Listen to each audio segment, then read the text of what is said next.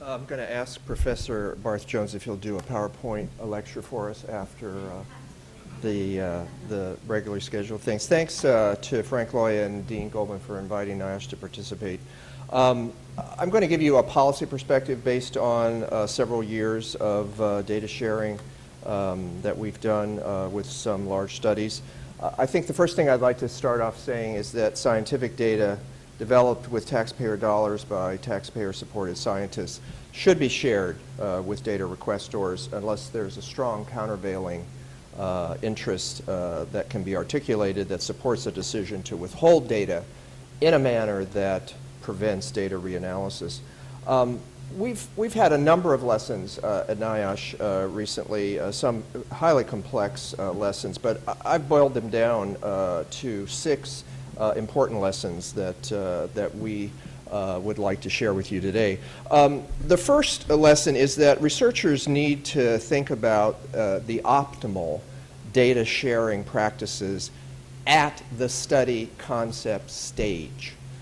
Such thinking needs to balance the ability of study investigators to actually complete the research mission, to do the study, with the ability for legitimate data seekers to have timely access to data that is capable of reanalysis. Frequent communication with data seekers during the study while it's happening is really highly recommended.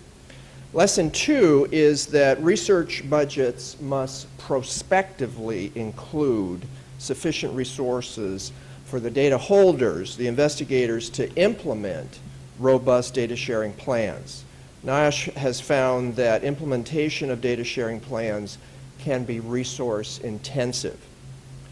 Lesson 3 is that data use agreements, while they're somewhat popular, do not provide particularly strong protections for sensitive, potentially identifying data provided to data reanalyzers, because it's difficult to monitor, it's difficult to enforce specified restrictions on data use.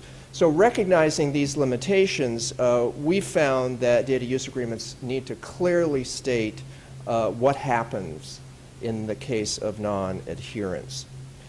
Lesson 4, one way to protect confidentiality while providing access for analysis to very granular and maximally useful but highly sensitive and potentially identifying data sets is to host the data sets in secure data enclaves where the data can be used within those enclaves, but only non-identifying aggregate analysis can be removed from the enclave.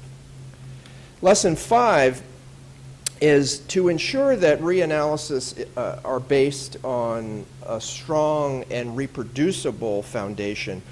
We found that only clean, verified, finalized data sets from completed and published studies should be shared.